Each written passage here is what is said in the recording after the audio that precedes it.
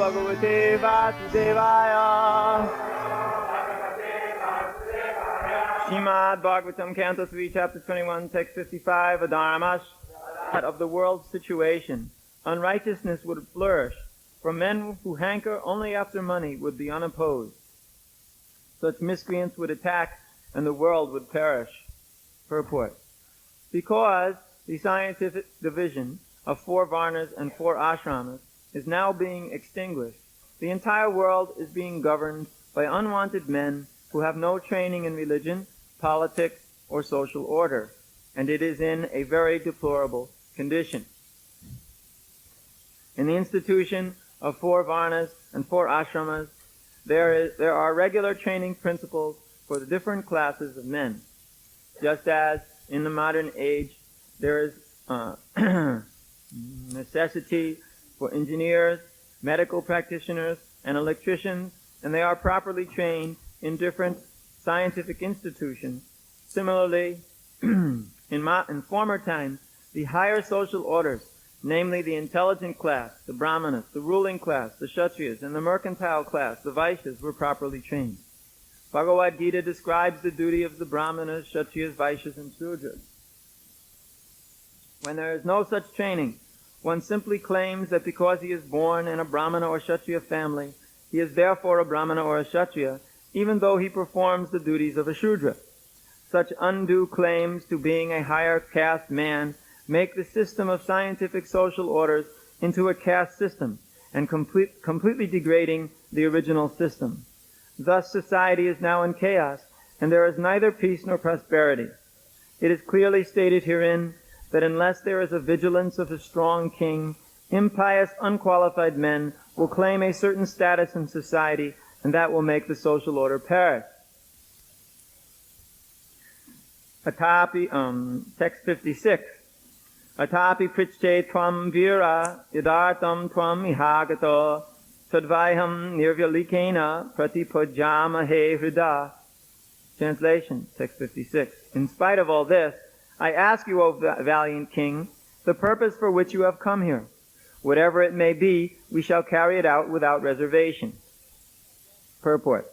When a guest comes to a friend's house, it is understood that there is some special purpose.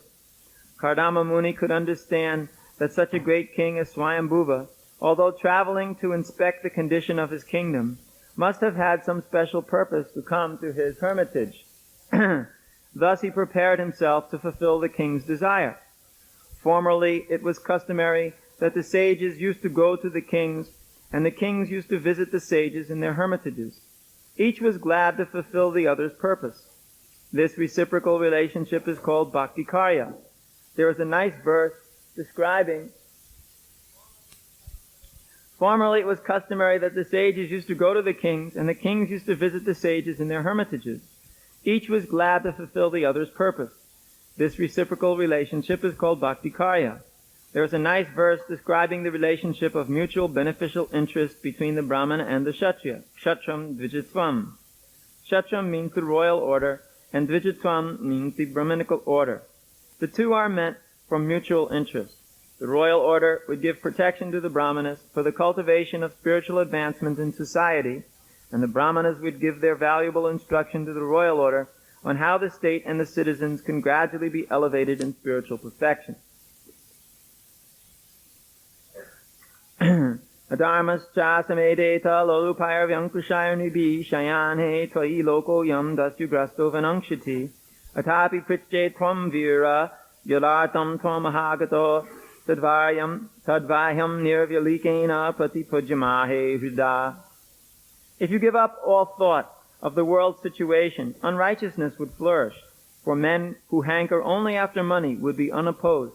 Such miscreants would attack, and the world would perish. In spite of all this, I ask you, O valiant king, the purpose for which you have come here. Whatever it may be, we shall carry it out without reservation. So, when a king or a saintly person would come near a great sage, the great sages, being naturally very humble at heart, would offer them various forms of praise. Now, within that praise, there are all good instructions to that king on how he can best fulfill his duties as a king. In other words, Kardama was speaking to Swayambhuva as if he was already perfected in all of the duties that a king should perform. In this case, it was true. He was already perfected. But in general, the sages would speak like that in order to inspire the kings to act nicely. Just like sometimes you find if you have to chastise somebody, in the beginning, before you get out the stick, you might try it through praise. Just like when somebody is doing something wrong and you want him to do it better, then you praise him, how nicely he's doing that thing. And then he realizes that, wait a minute, this is not at all very nice, so I must be doing something wrong. This is sarcasm. Sarcasm in instruction is a very useful form of instruction. I know Srila Prabhupada used it quite liberally. In various times, some of the most incredibly sarcastic statements he would make, and immediately you would feel about this big. As he was busy praising you or just proclaiming the hopelessness of your particular situation. That was also another form of criticism. Sometimes when he would ask us for something to eat, and generally whatever he would ask for, we didn't have any material in the kitchen for that. Everything else we had, but not that. It was as if he knew exactly what wasn't in the kitchen, and then asked for that. So then, when it was time to prepare, there would always be a big flurry of people running back and forth, somebody running down to get something from the store, somebody else running here and there. And then he would say, periodically he would ring the bell and say, "What is going on?" And he would say, "Just now coming." And after a few times of this, then he would say, "It is not possible." And then we would say, yes, it is possible, just waiting, just now coming, just returning from the store, just everything. Then he would ring again, and he would say, "What is the report?" Then there was no real report to make, so some words were just given. Then running around was going on. I remember one very particular occasion. He was just sitting at his desk saying, "There is no hope. There is no hope." So we understand that the means of chastisement are many, and one of the most effective is to praise somebody how wonderfully he's doing when he's a complete fool. In this way, if he has any humility whatsoever, he becomes a little humble, and he realizes, I'd better get it together. And when he has no humility, then it doesn't matter what you say. Then you just get out the stick and beat. That he understands. So, in this case, Kardama was not being duplicitous and teaching through chastisement of praise. He was actually praising Swayambhuva Manu because Swayambhuva Manu was, after all, the Manu. He was just not a king. He was in charge of all mankind, and certainly he knew all of the religious principles perfectly well. But even though he did know, and all of the praise offered by Kardama was correct, still, Kardama knew there was something more to this. Because, after all, Swayambhuva Manu doesn't get on an airplane with his daughter and his wife and go flying all over the universe and all of a sudden show up in the hermitage of a sage who's not even properly dressed, who's all dirty by complexion because of such severe austerities, and who ordinarily did not visit the kingdom. Because ordinarily these sages would periodically visit the kingdom in order to give the king some good advice. But Kardama Muni was not doing like that.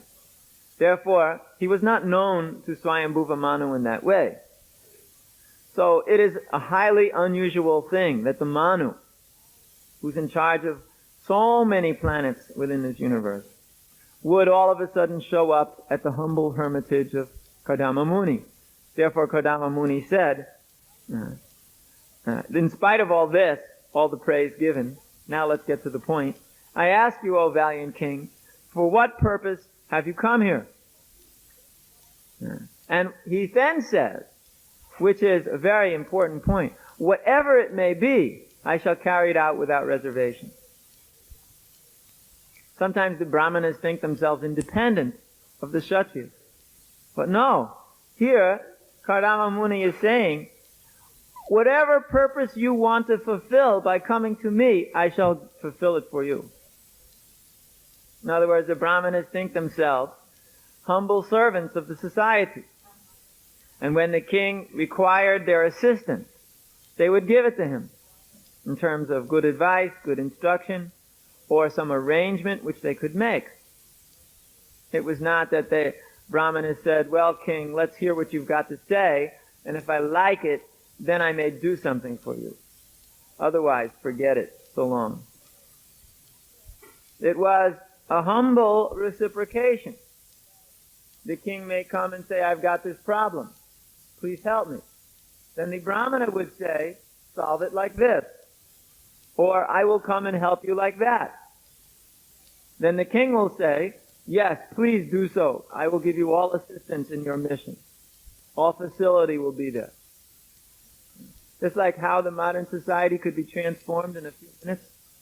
Well, the leaders of state could come and they could say, please, O devotees of the Hare Krishna movement, give us some good instruction on how to manage affairs. Help us to vitalize or revitalize the spiritual activities, to bring out the spiritual nature of the people of this world. And we would say, yes, dear leaders of state, we are your servants. Kindly assist us in this mission. And the leaders will say, yes, what facilities do you want? And we will say, yes, we require this place, that place, this amount of maintenance, this kind of program in this kind of a place, advertising in this kind of a TV and that kind of a radio and newspaper. And the state leaders will say, yes, dear Brahmanas and Vaishnavas, please just give us the material. We will take care of everything. Next dream. These things, of course, do not happen nowadays because the so-called heads of state are nothing but Sudras. Here, Kardama Muni in the previous verse talks about Dasyu, Dasyu Grasto, attacked by the thieves. But nowadays, the leaders of state are the thieves. Raja Dasyubhi, it is predicted in the 12th canto of the Srimad Bhagavatam, that the heads of state will themselves be the thieves. You don't need thieves in the society anymore. In fact, the thieves, they'll be very nicely under control. But the government men themselves will be the thieves, taking everything from the poor innocent citizens in the form of taxation. Unlimited taxation. Whatever you are earning gets taken away in taxes. And you are left with nothing. This is the nature of Kali Yuga. And we find that this is increasing. Every year the taxes are increasing. It is not that they decrease. They increase. Why? Because the state is wasting more money every year. Therefore the taxes are increasing. Sometimes people say, but the taxes don't increase. They stay the same. But I say, look at the inflation rate. That is increasing, is it not? That means the amount of money you make is getting less, isn't it? And what is inflation? It simply means the government prints more money. Paper money, just printing it up, and therefore making the value of money get less, while they pay their debts with the paper. In this way you're taxed more and more, but you don't know it. As your currency diminishes in its value, the purchasing value diminishes in value. They're increasing the taxes in a very clever way. Therefore, Vedic society did not allow paper money, because it could be manipulated too easily. It could only be in terms of real valued goods, like gold or something which had real value, which was a fixed value and did not change in value. How it came to be fixed value, don't ask me. Somehow or another, it's got that value through time immemorial. Therefore, gold, for instance, is a very important commodity as a monetary unit. Gold, silver, and other valuable metals which are rare. What to speak of jewels or straight trade in the barter system. I've got this, you've got that, let's switch. Yeah. We find that this system is alive and well in countries where the economy is very bad. For instance, in some countries, I know in Argentina, that nobody wants money. Just like now we're getting one farm. And that farm, the man does not want money. He wants either a car or a house in the city. A Mercedes car costs as much as a house in the city. So he's going to take either a Mercedes car or a house in the city. Well, we happen to have a house in the city we want to give him. So in this way we're trading. So barter system is alive and well in many places of the world. And it's a very good system because you're not being cheated. You get one real thing for another real thing. Today I can give you money. Tomorrow, generally they do this on Friday night. On Friday night, after the banks all close, the government makes an announcement that now, dear citizens, all your money is worthless because we've just changed all the currency. We've chopped off 10 zeros off the money. And if you like to have new money, you can bring your old money to the bank Monday morning, and we will exchange it on the official exchange rates, which we have established. And if you would like to get money with certain kinds of bills, you will have to prove where you got those bills from. And in this way, they steal billions and billions of their particular currency from all of the people of the state once again. In a very clever move which nobody can do anything about because it's 6 o'clock in the evening on Friday. Therefore, Raja Dasyu, the king, or the leaders of state, instead of assisting the Brahmanas in bringing Krishna consciousness movement to the world, are in fact simply stealing away the money of the people. That is what is said here. Lolupai, samedeta, lolupai, vyankushai. Out of control, simply hankering for money. Kardama Muni is saying this. Now this is long, long, long before anybody ever could think that the kingdoms would be out of control as they are today, because this is long, long, long ago. In the very beginning of the day of Brahma, when everything was very nice. In the very beginning of the beginning. Now there was no such thing. However, it was understood that if you didn't follow this principle, this would happen to you. Very simple. Just like a human being has to live on certain kinds of food. If you eat earth, for instance, and you don't eat that which grows out of the earth, the body will break down. It does not matter whether you are in Satya Yuga or you are in Kali Yuga. The principle is the same. If you eat the wrong thing, body breaks down. It's just in one yuga, nobody did it. In another yuga, people eat all kinds of wrong things and break down their body. So therefore, it is not unusual that Kardama Muni would say, if you didn't do what you're doing, the whole world would be overrun by lusty persons who are greedy simply to attain money, and they're completely out of control. Therefore, he advised the king to stay vigilant in his duty to protect the world. He's saying here, Shayane Pai Loko Yam, if you're just laying down on your job, he specifically uses that word. Shayane means to lay down on the job. That's a English expression. Meaning, lay down on the job means that you're not doing anything. You're being lazy on that which you're supposed to do. So, he's saying that if you lay down on your job, you don't do anything, then all of these unwanted personalities will start stealing money from all of the people uncontrollably. Because in this world, there's only two things that people care about who are demoniac. Hiranya Kashipu. Nice gold and Kashipu. Soft beds and cushions. Gold to buy the cushions and sex to have on the cushions. In this way, people of this world are very happy when they're influenced by the demoniac qualities. And it all begins with money. Yeah. In fact, some sage said, money is the root of all evil.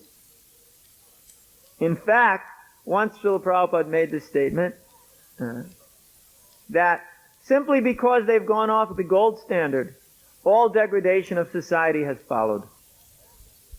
Yeah. When you find people going off of real value standard of economy, then immediately all kinds of speculation and other nasty, nasty things started to develop in the society, causing it to degrade less and less and less. Degrade more and more and more. So, however you say it, it all ends up with a mess at the end. So, Kardama, he's requesting now Swayambhuva, please kindly tell me what this is all about. What do you want? I'm ready to do it. Because the sages were awake to the fact that unless they gave their blessings, unless they gave their direction in the society would gradually degrade. The sages were required. They kept the society together. They kept it strong by giving proper direction. And strong direction, too. It is not that they just stood around all day, just being humble in a corner somewhere. The sages, they got very angry sometimes when the king was acting like a fool. Sometimes they would march into the king and say, "You nonsense! How can you act like this? You cannot do this. This is against the religious principles, against the regulative principles." If they were very powerful, then they could burn the king with their power. Of course, that was not their business. They were more talk than action in this regard.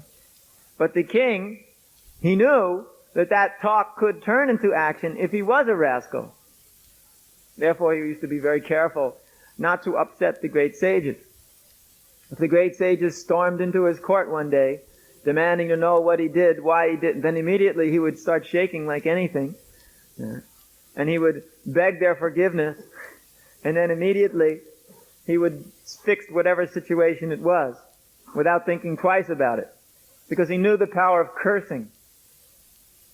These sages, they were very expert cursers too. They knew how to throw those curses, which, when hitting the king, just finished him off completely. Therefore, the kings were very afraid.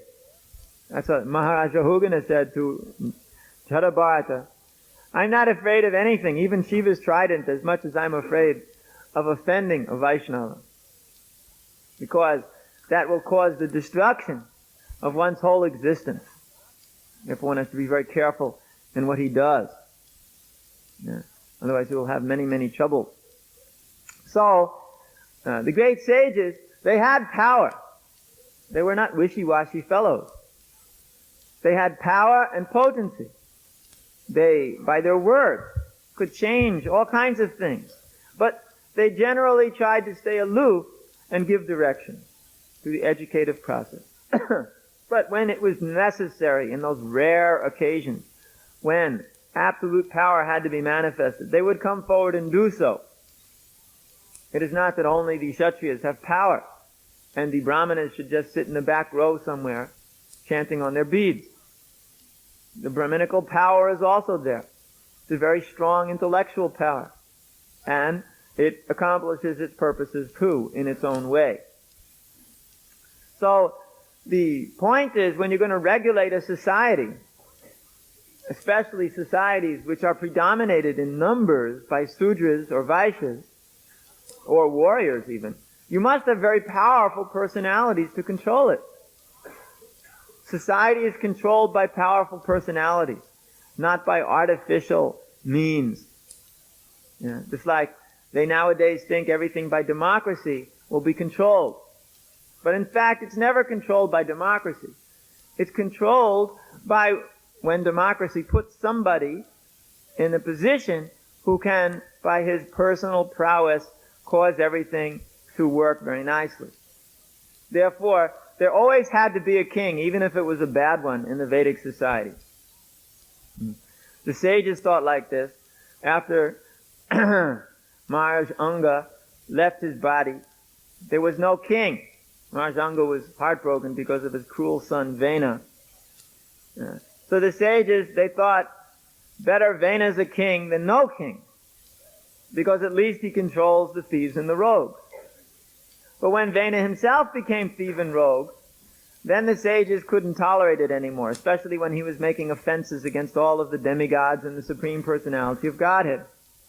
At that time they stepped in, and by their high-sounding words, burned him down. Or not burned, but they smashed him down like a thunderbolt, cracked him. So we can understand that it is required to have leadership. So we know blind uncle is better than no uncle, but one uncle who can see is better than a blind uncle. And not only see, but one who is educated is the best uncle of all. So in this example, one should try to come to the position of being high class in his activities. And that is the whole point of the Brahmanas, to make strong leaders, to create strong leaders, so that the society can be nicely taken care of. Strong intellectuals who know what is to be done and how to do it, and who are not selfish. The Brahminical class is destroyed by selfishness or enviousness. If one who is proclaiming to be a Brahmana is selfish for himself, who takes more than he requires, who is not thinking for the welfare of others first, such a person, he always becomes condemned, or he becomes envious of others. Such a person is the cause of the ruination of the society. Because when the Brahmanas become envious or become selfish, then at that point, the Kshatriyas, they think, well, who needs this fellow? He's just trying to get himself more and more things for himself. So similarly, I can also do that. After all, kings, they want to just accumulate as much as possible. So they also do like that. Then they say, okay, Brahmana, get lost. Now I'm going to take everything. Here, you want a job? Here, you can work for me. Here's a salary. Do what I say. This was the creation of the destruction of society when the Brahminical class degraded and started to become very envious and selfish, greedy for things which should not be accepted. At that time, when Kali Yuga was progressing, the first case of a minister murdering the king took place. Some hundreds of years, or 1,000 years, after the departure of Maharaj Parikshit, the age of Kali became very strong, and the first case of murder of a king took place by a minister, who then took over the kingdom and proclaimed himself king. This is a typical Kali Yuga court intrigue. Knife in the back or poison in the cup. Nowadays, to be a king means you're finished either with a knife in the back while you're sitting on your throne or sleeping in bed, or poison in your cup while you're eating your food. This is the typical Kali Yuga way to finish off the king. Nowadays, you get a bullet in the head. So, this started only after the Kali Yuga began. Formerly, the Brahmanas would never consider such a thing because they had no interests to fulfill. They never wanted to take over the role of king. The sages, after they killed Vena, they knew we could burn up all the thieves and rogues with our Brahminical power. It's not difficult. But if we do so, then we will take over the position of king and we'll lose our position of Brahmana. Not only that, they were very much afraid of depleting their spiritual potency. All of the, credits they get for attaining the higher realms will be burned up by utilization of the mystic power to destroy thieves and rogues. Therefore, they never wanted to do it. That's why in the forest, where Lord Rama was exiled due to the request of his mother, not his mother, but his stepmother. When he came to the forest, the sages were very much harassed by the Rakshasas in the forest. So Lord Ramachandra asked them, well, you sages are so powerful, you could burn up all the Rakshasas, you could make a sacrifice and burn them all up. They cannot stand before your Brahminical power. And they answered Lord Ramachandra, it is not our duty, O king, to kill Rakshasas, although we are certainly equipped to do so. But we wish to utilize our credits earned by sacrificial performances. This is the Treta Yuga. Sacrificial performance was the Yuga Dharma. To go to the higher regions. We do not wish to waste our potencies fighting with Rakshasas or other nonsense personalities. It is your duty, O king, to free the forest from these personalities. Kindly do so and make this place peaceful for the saintly personalities who live here. So Lord Ramachandra took up his bow and, for the sake of the sages and saintly personalities, killed all of the Rakshasas, knowing perfectly well that they were perfectly right, these sages. It is not the business of saintly personalities to cause the destruction of others, but rather is to advise the king so the king may cause the destruction of miscreants in the society who are simply causing trouble to others. Therefore, the whole society of Brahmanas acts for the support of the Kshatriyas, so the Kshatriyas may properly fulfill their duties and everything may go on peacefully. So if we can simply accomplish this one thing in our attempt to create Varnashram Dharma, we will probably be most successful without difficulty. To train up a class of Brahmanas who are not selfish for their own ideas or their own little thing, but who are liberal to work for the benefit of everyone. And kings or saintly persons, kings should also be saintly persons, kings or strong leaders who will manage things nicely for the sake of the social arrangement. And nourishing each other, both work for the sake of the society. And everything goes very nicely. When the king and the Brahmana work together, this nourishes the society, because both are in fact the representatives of the Supreme.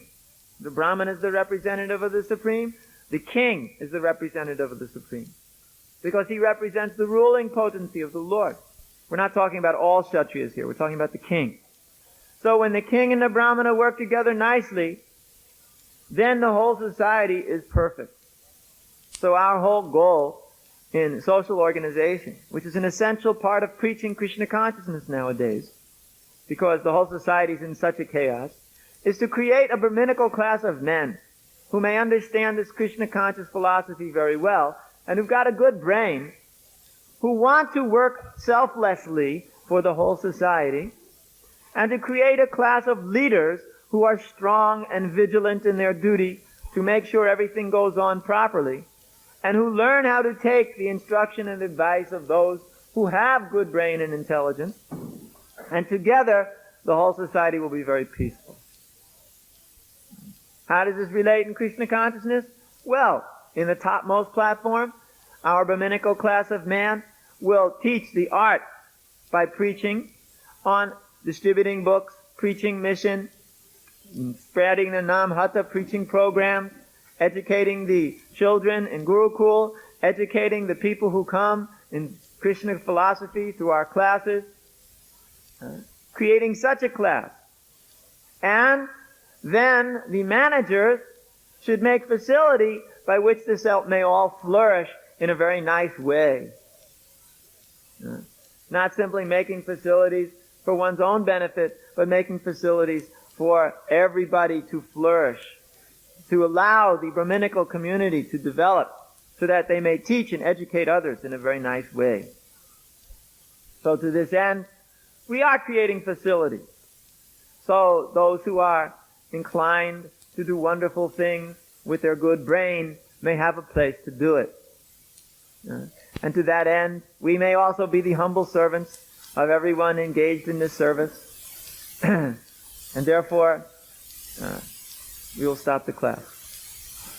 Because it is 10 after 8 and it is Monday. So that means you're on a normal Almviks working schedule. And as we said, if you're not gone after breakfast, we have a nice closed room upstairs with all kinds of clothes. And we can fit you very nicely. You just go to Nandini. He will take care of you, give you work clothes. And report to Lochan. He'll be very happy to engage you. Therefore, if you're supposed to be preaching and distributing books, you better get out fast.